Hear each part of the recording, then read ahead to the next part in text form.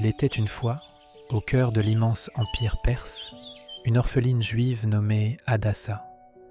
Cachée parmi des milliers, elle ignorait encore que son vrai nom, Esther, deviendrait synonyme de courage et de salut. Dans l'empire de Perse, le roi Assuérus régnait avec faste. Mais après avoir destitué la reine Vashti, un appel fut lancé, chercher la plus belle jeune fille pour devenir la nouvelle reine. Par ordre du roi, que toutes les jeunes filles soient rassemblées à Suse pour être présentées au palais. Parmi elles, une orpheline juive nommée Hadassa, que l'on appelait aussi Esther. Élevée par son cousin Mardochée, elle portait un secret. Elle était du peuple d'Israël. Esther trouva grâce aux yeux de tous, et surtout du roi.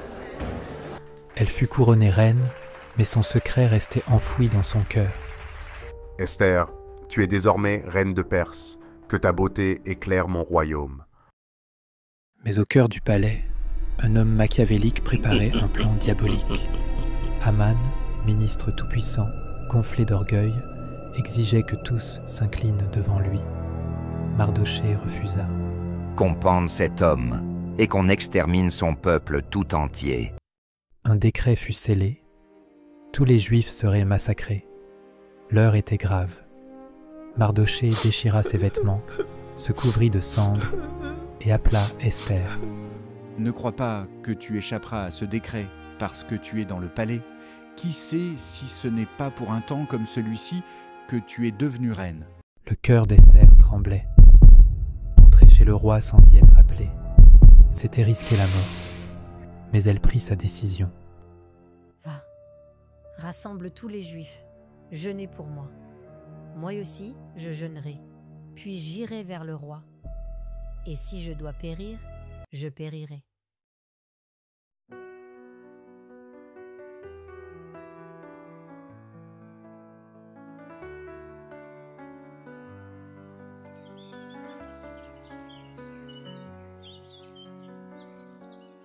Dans le silence de la nuit, une reine à genoux prie, ses larmes brillent sans bruit, son cœur murmure me voici. Si je dois périr, je périrai, mais je sais que tu es là. Ta main me conduit dans l'obscur et je m'avance par la foi. Voile serré sur ses épaules, elle se lève sans un mot.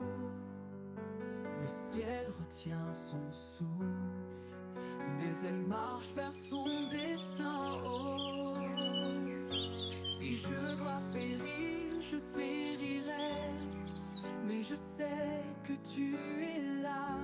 Ta main me conduit dans l'obscur et je m'avance par la foi. Pendant 3 jours, le silence régna. Puis Esther s'approcha du trône royal.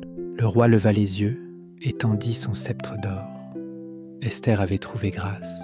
Que veux-tu, reine Esther? Même la moitié du royaume, je te le donnerai. Je vous invite à un banquet, vous et Haman.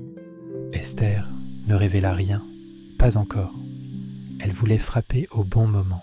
Pendant ce temps, Haman préparait la potence pour Mardochée. Mais Dieu agit. Apportez-moi les chroniques du royaume. Il découvrit que Mardochée avait sauvé sa vie autrefois. Et au matin, Haman, que faut-il faire à un homme que le roi veut honorer? Qu'on le couvre du vêtement royal et qu'il monte le cheval du roi. Très bien, fais cela, pour Mardochée le juif. Haman fut humilié.